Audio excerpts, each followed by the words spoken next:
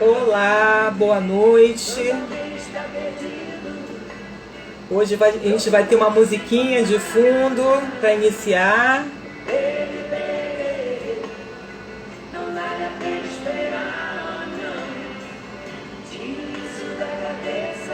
Oi, Nil. Vou te chamar aqui, tá, querida?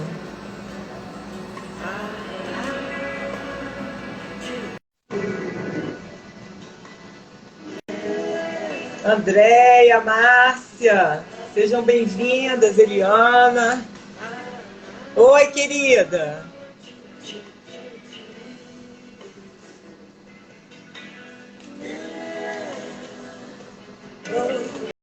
Nil, cadê você?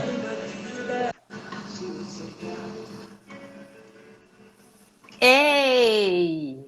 A gente tá com som.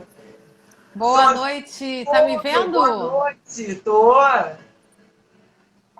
Como é que você tá, Nil? Seja bem-vinda. Que bom, tô feliz em estar aqui com você. Com Ah, que vocês, bom. né? Para mim é um prazer. Vamos esperar as pessoas chegarem?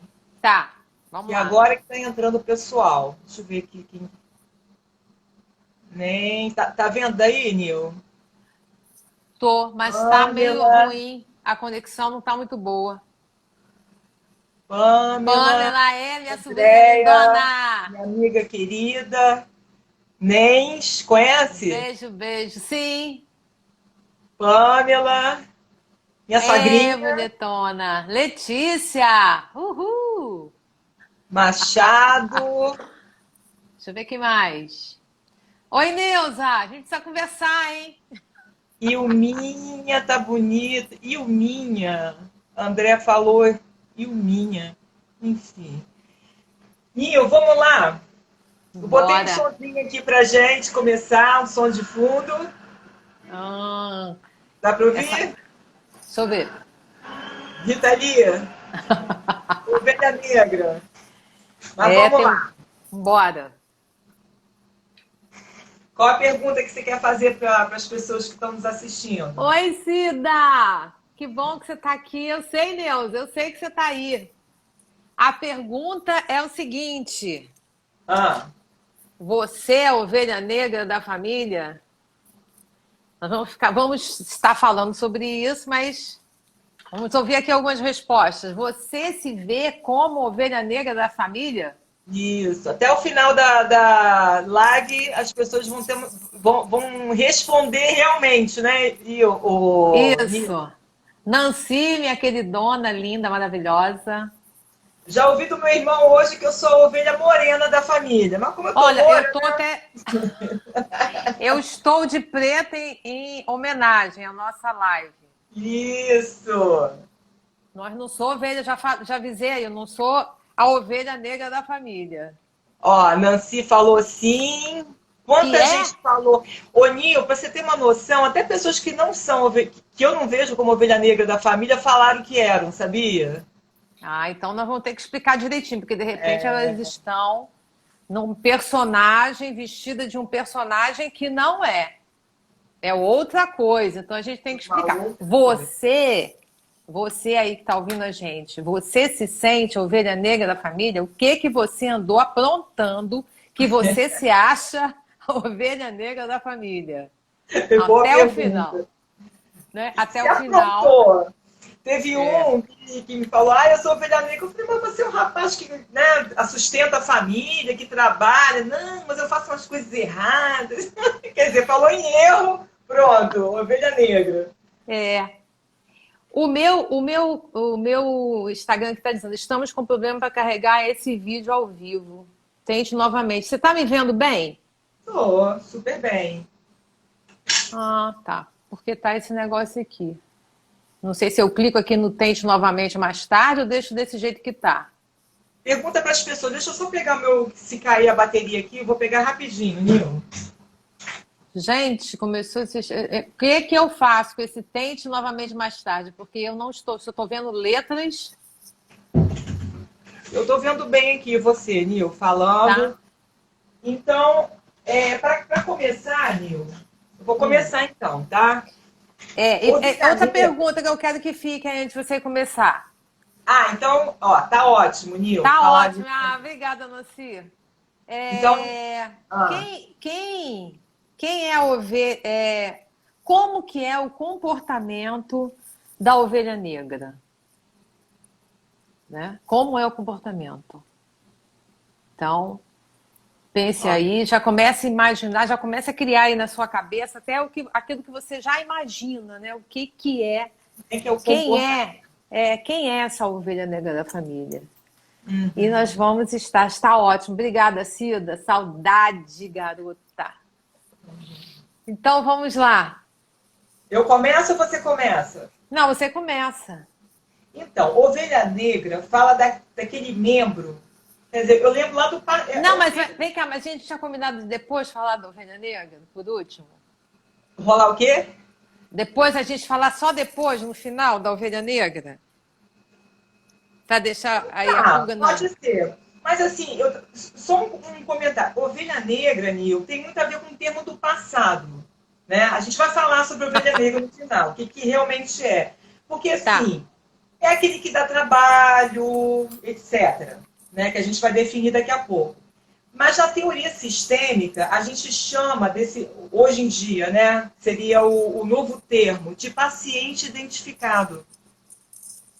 Aquele que adoece, que tem um transtorno, que precisa de ajuda, ou é agressividade, ou dependência química, delinquência, né? Pode ser bebida faz parte da dependência química, ou seja, é quando um dos membros da família acaba adoecendo e chamando atenção, demandando ajuda dessa família. Né? Vai todo mundo lá cuidar do paciente identificado. E acaba fazendo, sabe o quê? Esquecendo de si. Quando a gente esquecendo de si mesmo, a gente pensar na questão da ovelha negra como um paciente identificado, um dependente químico, eu tenho alguns causos para contar. Para não Bastante. ficar só como é comum dentro da dependência química, Uhum. o olhar da família ficar só para o dependente químico, vamos também não tirar esse olhar e vamos olhar também para a família. Eu lembro na época que eu Exato. trabalhava, né? Eu trabalhava com dependência química e eu trabalhava com as famílias. E teve uma Uhum. história muito interessante que e já tem um tempinho isso. Eu guardei isso e de vez em quando eu tenho oportunidade eu falo. Teve uma mulher que nós tínhamos um grupo das famílias, né? Um grupo para que, como tinha, no mesmo dia tinha um grupo dos dependentes químicos que estavam em recuperação e também para as famílias. Fala um E pouco teve, do teu trabalho lá, Nil, da clínica, do governo, em Garotinho. eu trabalhei, já trabalhei 12 anos numa clínica de dependência química, Uhum. primeira clínica popular do estado do Rio de Janeiro, na época do Garotinho.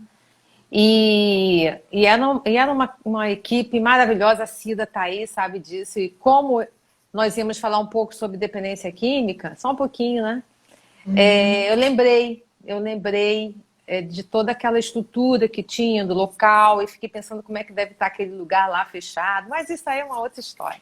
Eu acho que Uhum. todo mundo que passou por lá e trabalhou tem essa lembrança boa. Eu acho, não, eu tenho certeza Uhum. que era uma equipe maravilhosa e era muito bom, muito bom.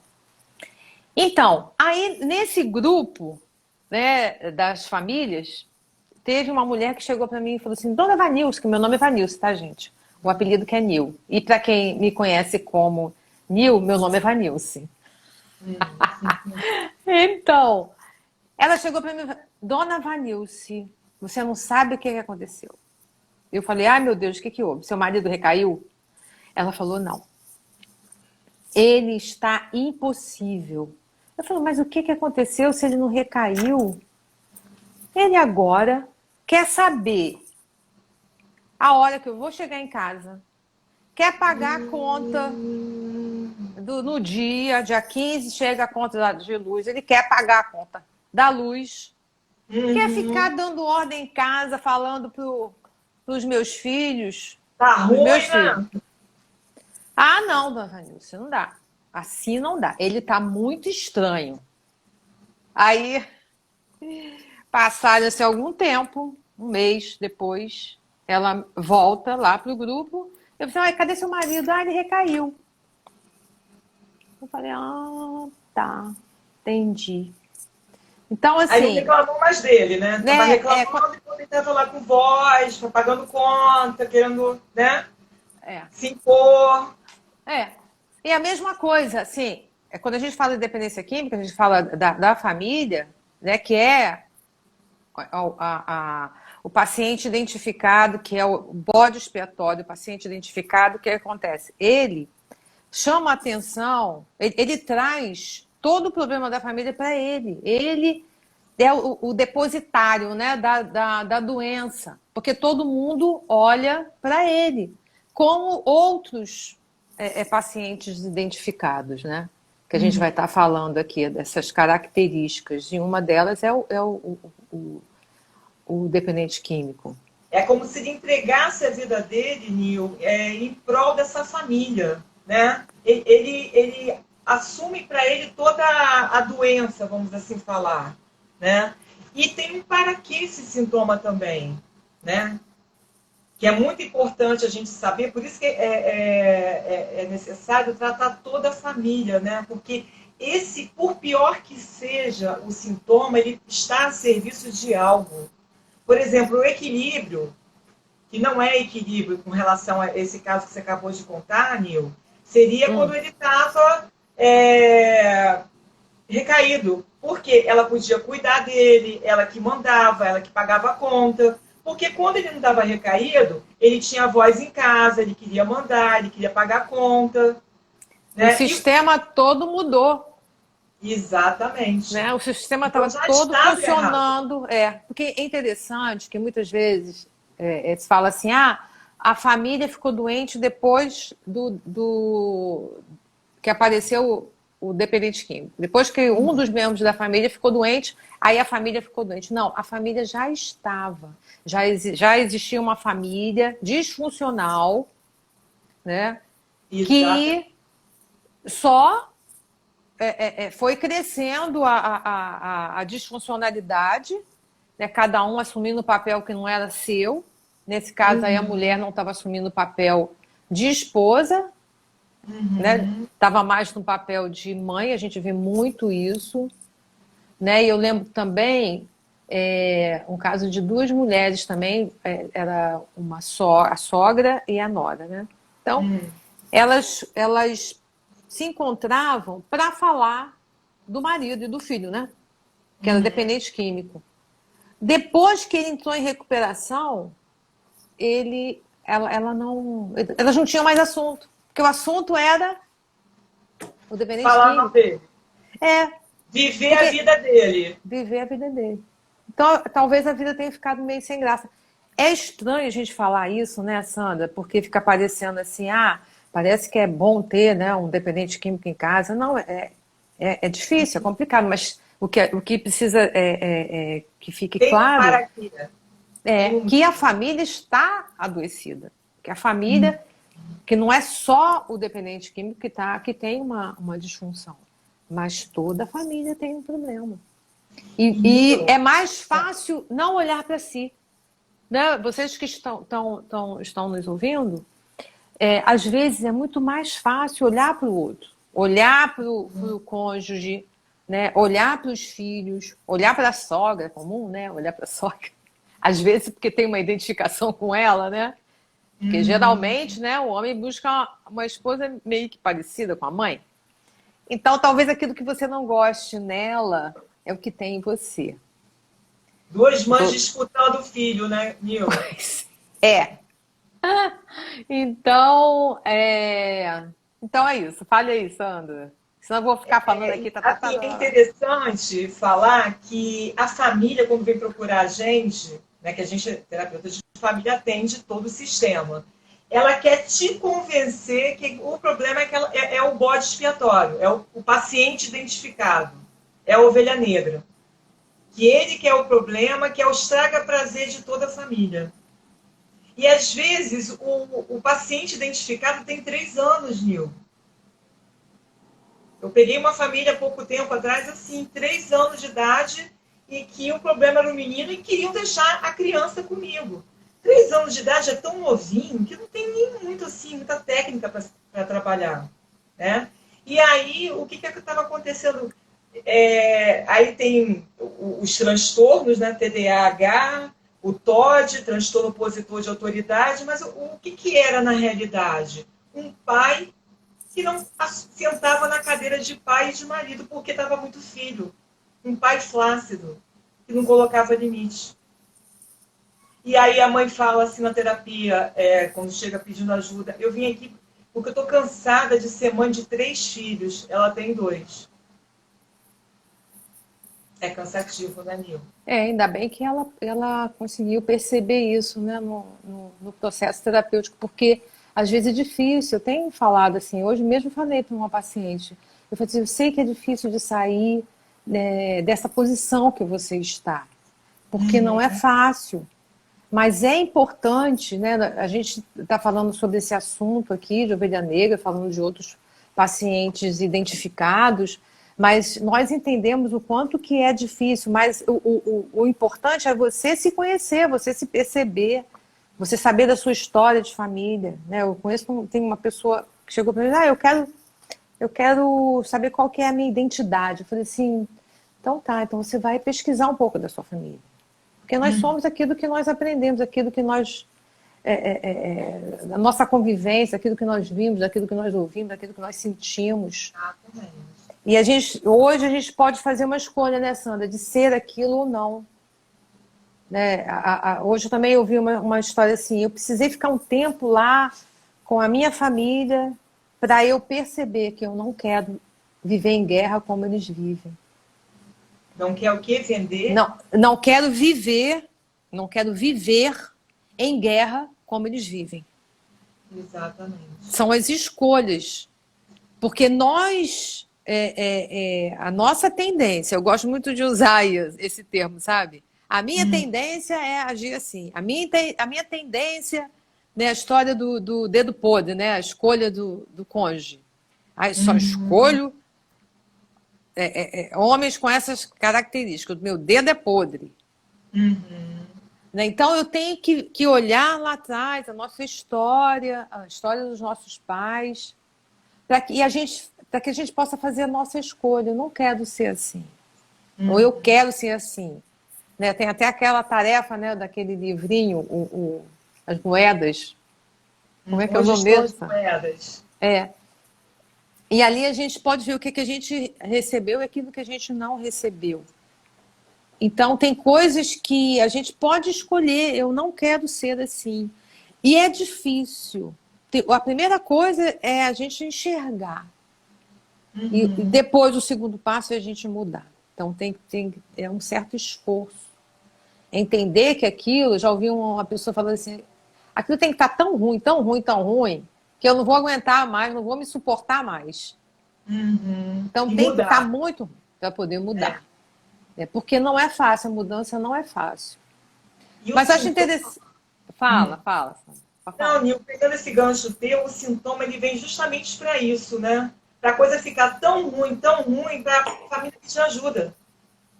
É o lado bom do sintoma, né? Tipo assim, geralmente a criança ou o adolescente escolhem sintomas que vão de encontro àquilo que a família mais preserva. Tipo assim, pai que é policial, ou então é juiz, aí o filho é delinquente, vai contra a lei. Filho de psicólogo adoece o quê? Emocionalmente. Filho de professores tem o quê? Déficit de aprendizado. Para quê? Para mexer com a família e fazer com que ela busque ajuda. É um dos objetivos do sintoma, né? Muito, muito bom. Agora, Sandra, vamos falar um pouco daquelas características, ficar bem, bem claro aí Vamos lá. dos nossos queridos aí que estão nos ouvindo. Para a gente ver quem que é o filho, quem é a ovelha negra da família, se é o que faz mais barulho realmente, né? Porque assim, eu deixei um vídeo aí, não sei quem assistiu, eu falei que quando... Eu não expliquei, mas eu sei que nas lives da Sandra ela explica muito sobre isso, quando ela fala sobre diferenciação.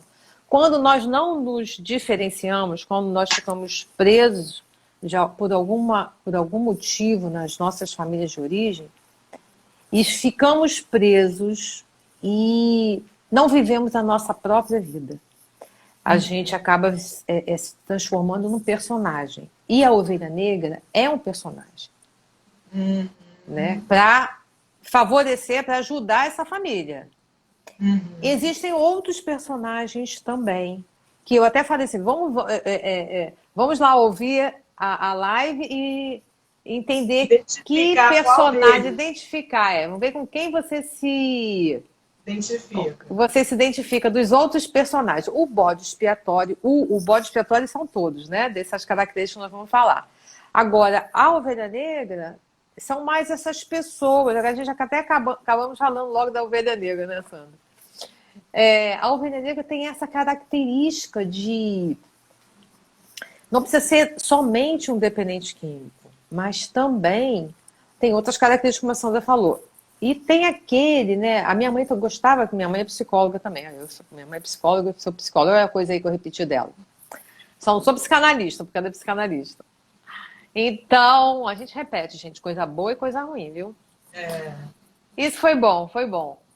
Então, nessas características, né, que nós vamos estar falando aqui, uma delas é o bode expiatório e as outras... Fala aí, Sandra. Então, vamos lá. Numa família disfuncional, existem 3 tipos de comportamentos por parte dos filhos. Talvez você se identifique com um desses. Ou seja, todos protegendo sempre a família de alguma forma, né, Nil? Principalmente a criança, o adolescente, né? O filho tem essa capacidade de proteger. Daí que vem o sintoma. Tem o filho rebelde, é aquele que dá trabalho, agressivo, é aquele que faz barulho, é preso, dependente químico, é o que bebe, né? Faz coisa errada. Hoje mesmo eu vi. Deixa eu só falar um pouquinho aqui, Sandra. Hoje eu vi uma coisa assim, que foi interessante. Não sei se ela está ouvindo a live. Ela falou assim, olha... Eu falei da live, ela falou assim, olha só, eu não sou a ovelha negra da família. Eu sou a boazinha. A ovelha negra da família é minha irmã. Eu achei ótimo. Porque realmente, né? Tem o bonzinho. É esse outro personagem. Eu sou um personagem para cooperar com a minha família. Ou para poder viver, poder ser amado, poder ser aceito, achando que se eu fizer isso, fizer aquilo, eu vou ser amado. Então, um é o filho rebelde, ovelha negra da família. Filho invisível seria o outro tipo de comportamento, é aquele que não aparece, geralmente não tem voz na família, não dá trabalho, né? Ele é bonzinho no sentido assim que ele se vira, né? Ele dá o jeito dele, ninguém sabe da vida dele, né? Ele vai se virando na vida. E o terceiro filho, que aí entra a maioria dos psicólogos, né, o Nil, é o filho salvador, aquele que ajuda todo mundo, que socorre todo mundo, né? Que é esse que tenta salvar o dependente químico, tenta salvar o casamento. É aquela irmã mais velha.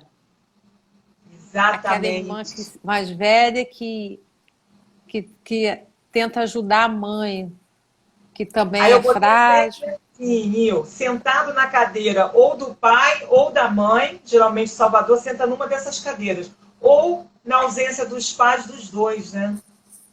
E isso é uma sobrecarga muito grande, Nil. Mas a pessoa vai vivendo ali, vai vivendo.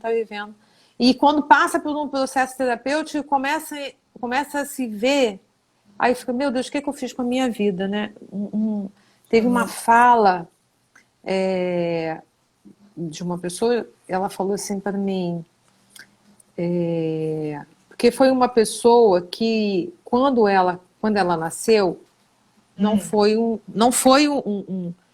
um projeto, né, de casamento, o casal, os pais dela, não projetou isso, e ela nasceu. Vocês sabem bem como é que são essas histórias. E o pai não... Hã? Tipo um erro, né? E ele não assumiu a filha e não assumiu a mãe. Aí ela ficou com aquela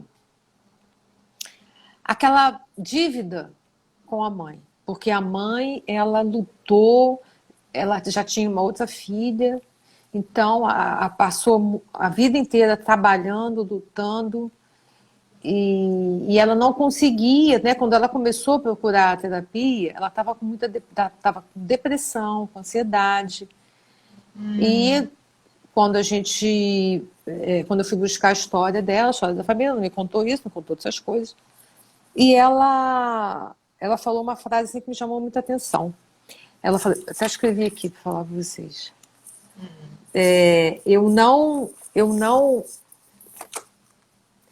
Eu não sei se vou viver para mim.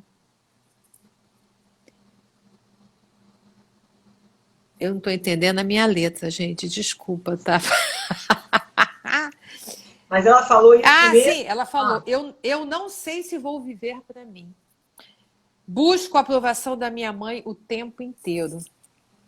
Nossa, é a frase da codependência, né, Nil? Nossa, muito forte quando ela falou isso. Eu não sei se vou viver para mim. Eu ouço muito isso. Aquela história, né, mergulhar sem se perder, que a Isso. nossa Se querida Tina entregar fala sem se muito. Se perder. entregar sem se perder. Né? Porque, de repente, você parece que perde o raciocínio. Hoje mesmo eu conversei com uma pessoa e ela está passando por uma situação que ela teve que voltar para a casa da mãe dela por um momento. Mas aquele ambiente, porque ela ficou muito tempo fora, quando ela voltou, ela ficou naquele ambiente da casa dela, ela estava se sentindo tão oprimida, porque ali ela estava revivendo o que ela viveu na adolescência. E foi muito pesado o tempo que ela viveu na adolescência, mas ela precisou estar ali, na casa da mãe dela. E ela, assim, eu via pelo o semblante dela o quanto que ela estava mal.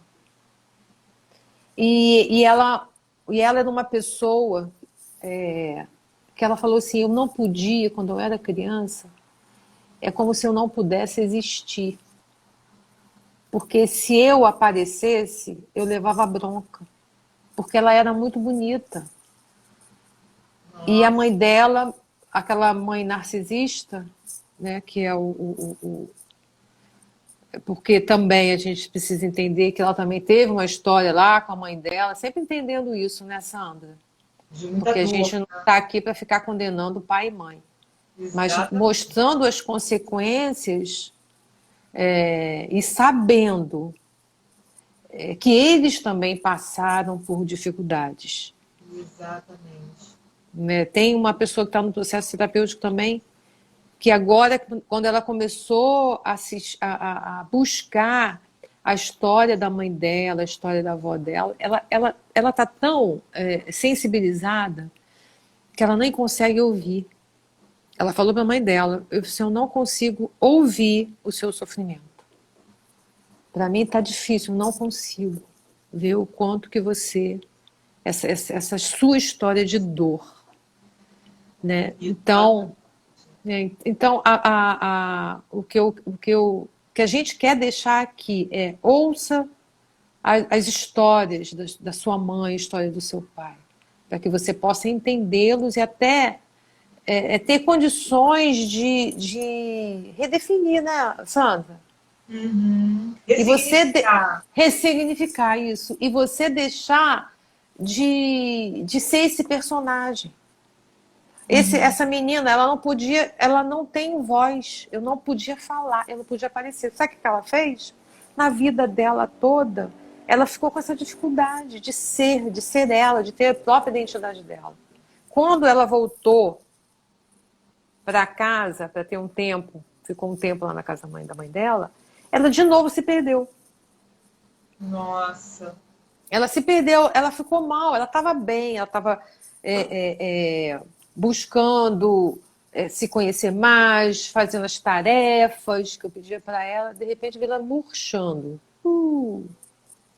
Porque aquele Foi ambiente... julgada pela família, né, para esse papel. É, Entendeu? muito forte essas coisas.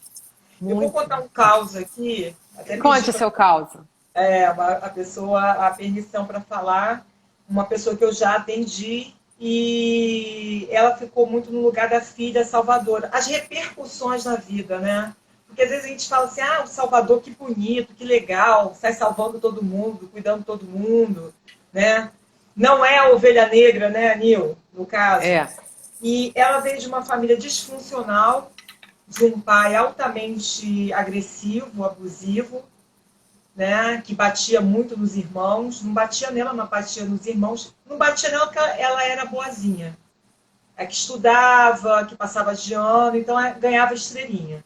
E os outros dois filhos, eram três, né, os outros dois se tornaram as ovelhas negras. Um virou alcoólatra, alcoolista, e a outra deu problema lá na adolescência, rebelde, saía escondida.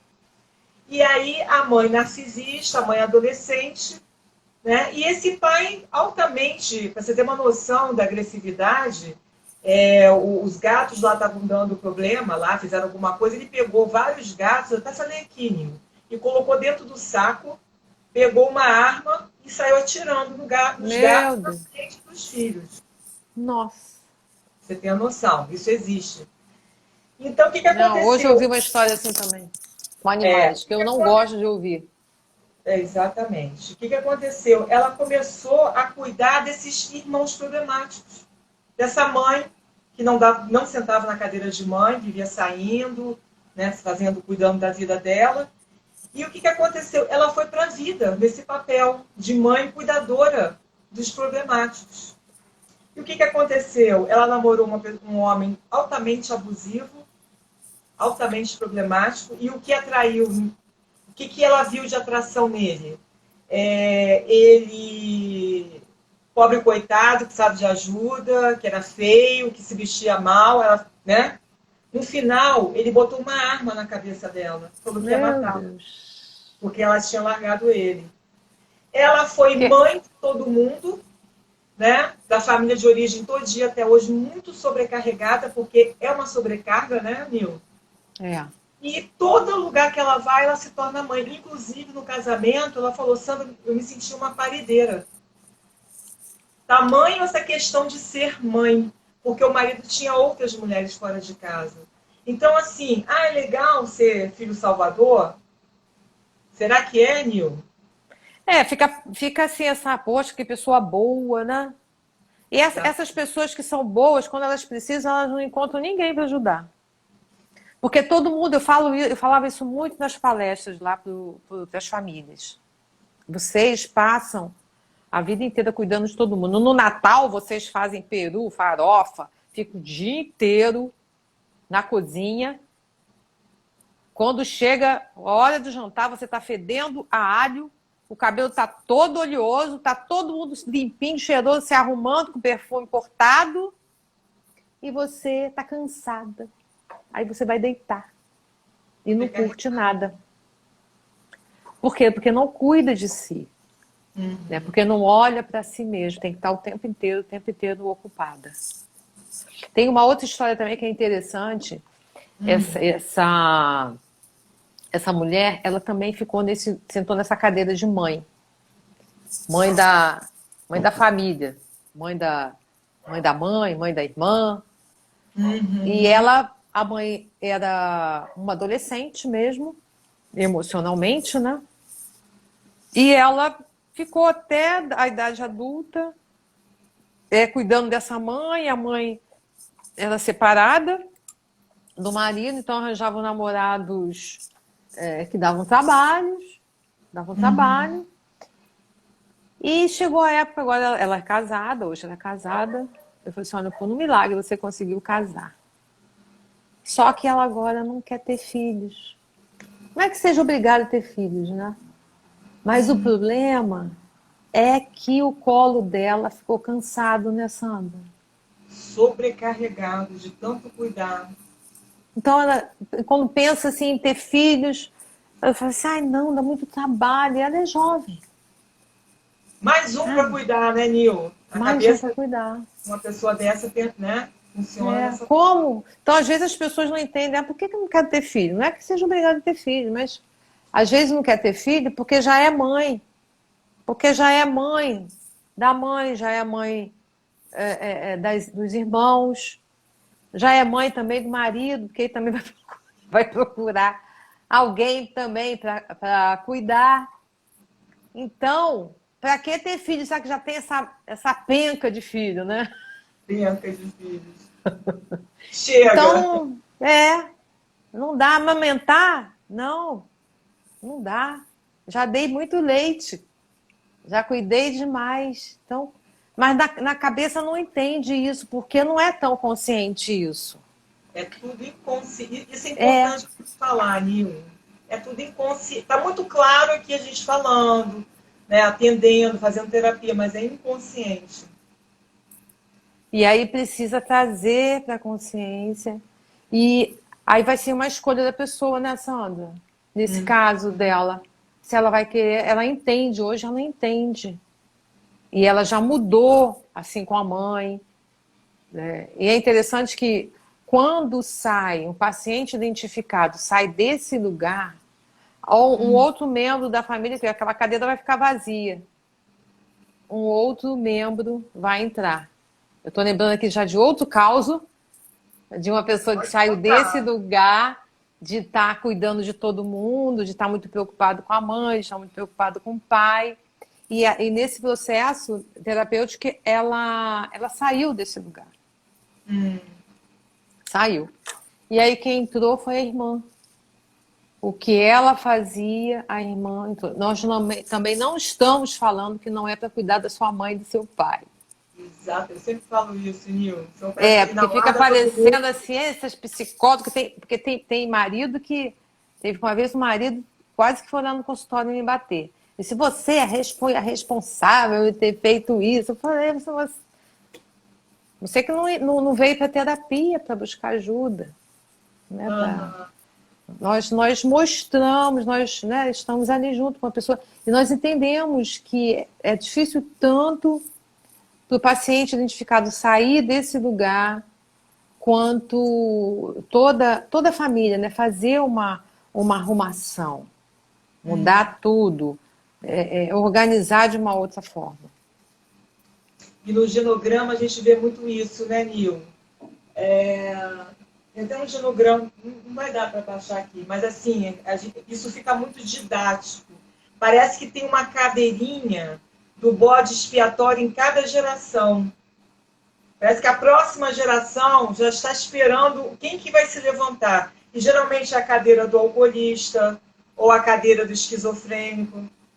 E eu fiz um ritual com uma família que ela se casou com um alcoolista e pediu ajuda nesse sentido para os filhos não repetirem esse comportamento. E aí nós fomos fazer o genograma da família dela, todos os homens, a maioria, alcoolistas. Né? Então, aí a gente fez um ritual. A próxima geração, quem que vai sentar nessa cadeira? Quem é o próximo caso? Eram os filhos dela, né? E ninguém quer sentar nessa cadeira. Aí queriam queimar a cadeira. Senão parece que ficam ali esperando. Quem que vai adoecer agora, o próximo da vez? Né? E quem que vai ser o salvador, ele prepara o salvador para a próxima geração. Né, Nil? Ele passa o bastão. Ele vê aquele que pode levar adiante essa missão, né? É incrível. É incrível. É incrível quando eu trabalhava nessa clínica e eu fazia o genograma, fazia um pequeno genograma, mas era impressionante. Sempre tinha um dependente químico, um alcoólatra na família. Sempre um tipo de compulsão. Agora me lembrei também de outro caso. De uma mulher ela tem uma dessas características de ser invisível. E ela é invisível, numa desses personagens que a gente está falando aqui, que ela realmente não dava trabalho. Sabe? Tem dois causas assim. Né? Essa que não dava trabalho, ela não dá trabalho, mas ela também não sai de casa. Ela já é uma adulta, Ela mora com os pais. Tem problema de obesidade. E tem outros problemas também. Mas ela está ali quieta.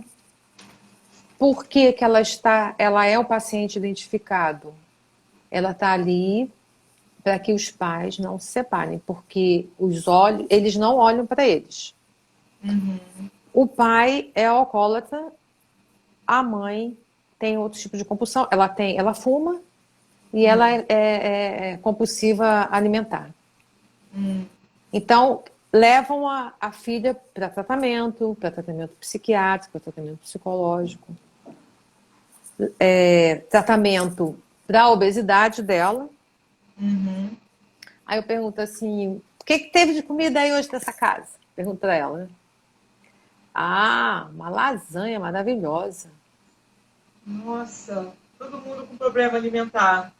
Obesidade. Mas o interessante é que se cobra, né? Ela é a problemática. Ela tem problema de obesidade. Ela tem problema de depressão. Mas qual é o almoço? Lasanha. Ou um bolo. Sempre tem um bolo nessa casa. Entendeu? Então mantém. Outra coisa que é interessante a gente falar, né, Sandra? Essa manutenção da doença. Manutenção daquele lugar. Né? Na realidade, é manter o paciente identificado no lugar o problemático. Porque enquanto existe o paciente identificado, os outros problemas não aparecem. Você não vai entrar em contato com a sua dor, com a sua angústia, a sua depressão, com as suas mágoas, as suas raivas, as suas dificuldades. O que, Sandra? Não entendi. A culpa é do outro. O outro que é problemático.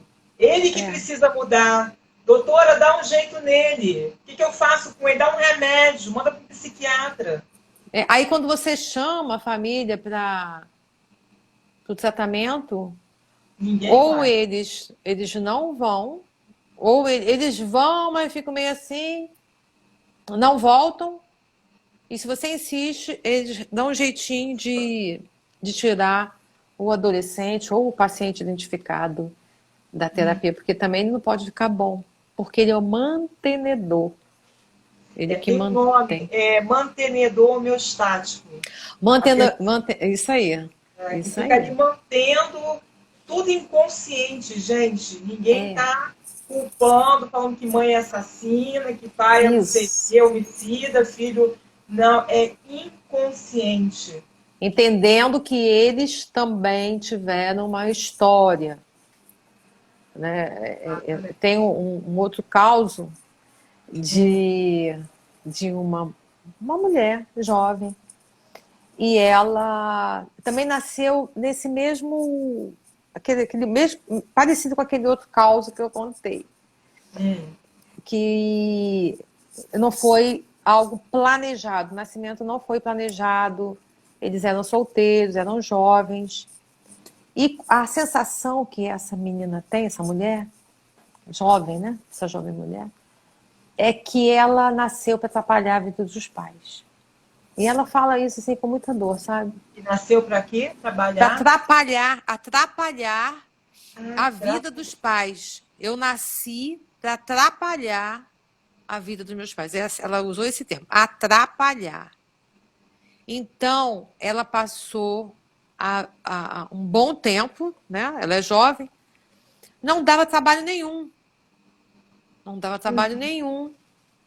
Não, mas de uma ansiedade, você olha para ela e fala assim, poxa, mas que menina meiga, que menina... Uma ansiedade, ela falou assim, você não tem noção do nível de ansiedade que eu tenho. Como é que eu fico aqui dentro de mim? Porque ela tinha que o tempo inteiro manter aquele personagem de que não vou te dar trabalho. Eu falei assim, vai ser interessante você pedir ao seu pai. Eu falei alguma coisa assim, seu pai vai fazer isso. Não, eu não vou pedir nada do meu pai. A dívida que eu tenho com ele é muito grande. Eu não posso fazer mais dívida. Eu ia falar isso, dívida é culpa. É muito pesado. E aí ela se tornou uma pessoa também invisível, igual aquela outra, né? Invisível para o mundo também. Porque a outra lá que eu te falei, que é obesa, ela não sai de casa. Ela não vive, ela não tem uma vida própria. Ela não tem amigos, ela não tem ninguém. Ela só fica em casa. Só fica em casa. Eu sei que nós estamos na pandemia, tá, gente? Não estou falando para vocês saírem de casa, não, tá? Mas vocês estão entendendo, né? Mas Ela não criar a sua individualidade. Não construir a sua vida com as suas próprias pernas. Fica dentro de casa. Exatamente. De não fazer, não fazer, não ter a sua própria história, né? Ficaria assim, de pagar, eu falo que pagar pai e mãe é pagar o impagável, né, Nil? Eu falo isso para ela. Eu falo assim, você não deve. Você não deve nada, você é filha.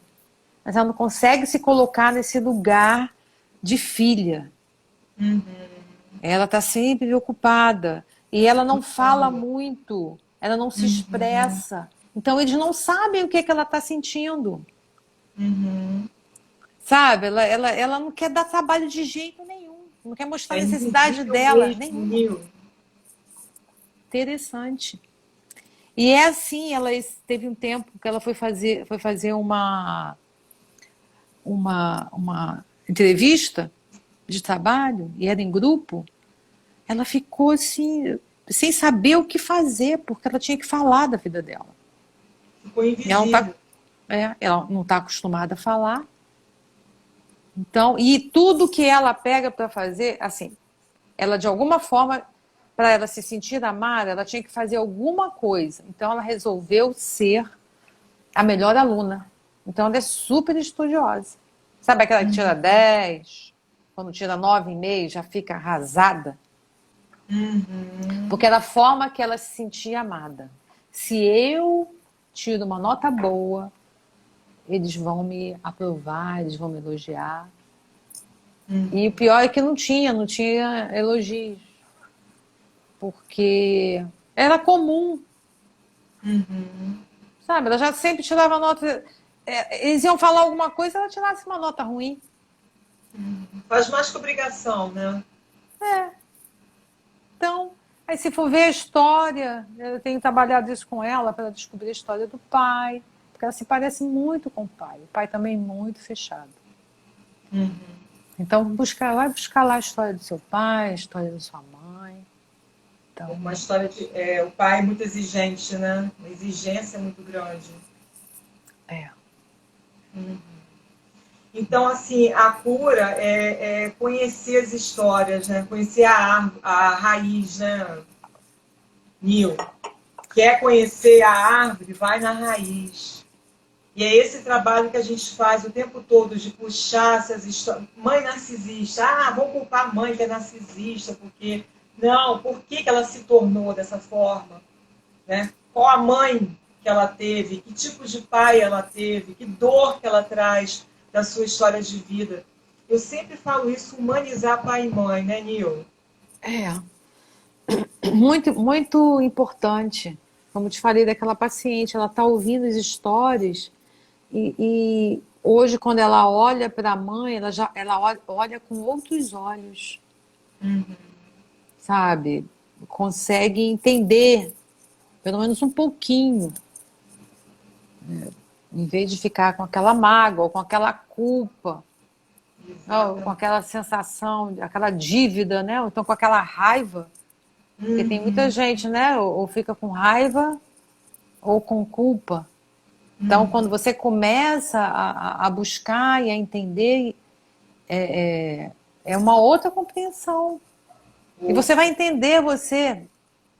Hoje eu estava conversando com uma outra pessoa também, um amigo meu, falei para ele, eu falei, você precisa buscar terapia junto com a sua esposa. Sabe por quê? Eu falei, sabe por quê? Porque a gente tem que cuidar dos nossos dias. Ele falou assim, Nil, eu gostei desse negócio de cuidar dos nossos dias.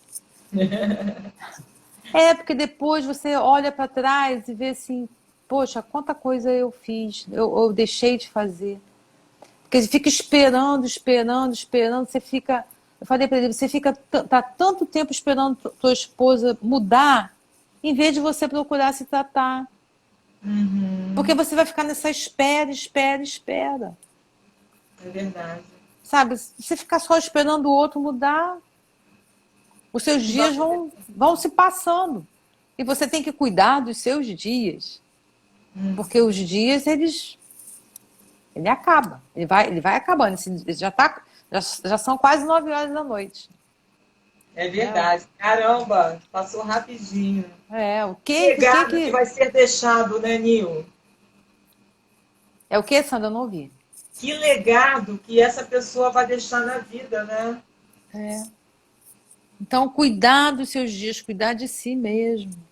E não ficar só olhando para o outro, que é assim que acontece dentro das famílias. O bode expiatório, a ovelha negra, né? A ovelha negra, uma outra característica da ovelha negra, voltando de novo para a ovelha negra, é aquela pessoa que eu ouvi esses dias. Ah, na minha irmã olha, ela pega dinheiro escondido da minha mãe e viaja e some e trata mal minha mãe e fala, é agressiva, né? Mas ela está ali, não trabalha, está ali por um motivo, né? Se está ali, é porque também os pais estão mantendo. Que às vezes até você quer mudar o outro, mas o outro não quer. Sabe? Você tem que parar os salvadores que estão aí nos ouvindo. De repente você quer salvar uma pessoa que não quer ser salva. Vai salvar você. Né? Igual lá no avião, né? Porque primeiro quando cai a máscara ali de oxigênio, o que Caiu aconteceu aqui. aí? Quem desmaiou aí? Não, a bateria aqui tá acabando. Tá cheio aqui o meu. Vai falar, pode falar.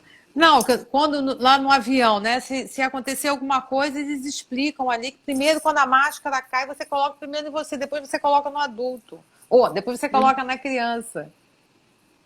Então você tem que ter ar para poder ajudar, até mesmo ajudar o outro.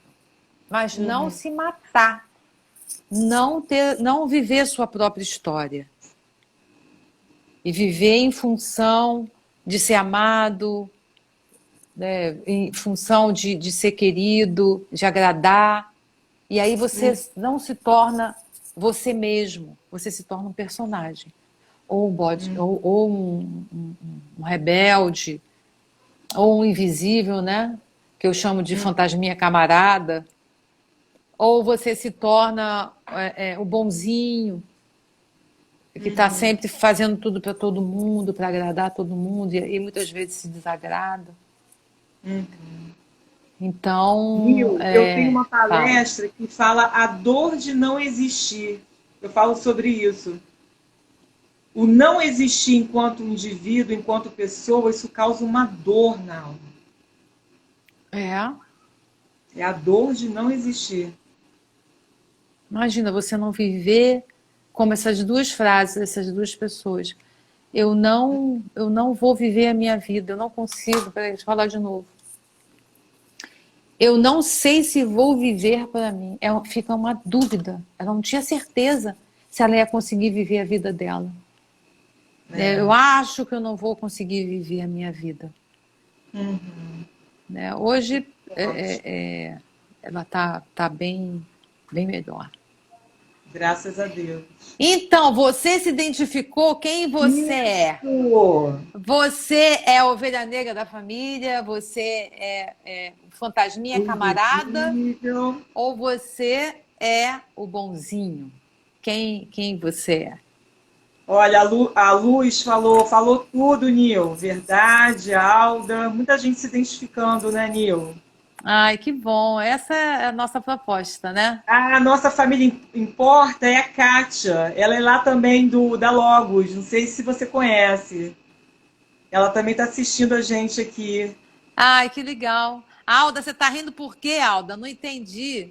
Beijo, A Kátia. Bárbara também tá rindo. KKKKK. Nem falei de você hoje. É muito bom porque, Nil, Ovelha branca, ah, tá bom. isso é um trabalho de libertação, né, Nil? É, isso que eu estava pensando Falar sobre essas hoje. coisas é libertador. É, essa identificação, você saber quem, Nil, também estou aqui, me manda. Ah, Nina, Fernanda linda, é a Fernanda. Um beijo, garota. Nil, muito, Gasparzinho, isso mesmo, Gasparzinho, fantasminha camarada. Nil, quero te agradecer, assim, como sempre é muito bom estar aqui com você, com seus causos, né? Dá vontade de tomar um cafezinho, comer um bolinho de fubá, mas assim, são situações reais, né, Nil? A gente traz aqui situações que estão sendo trabalhadas, né?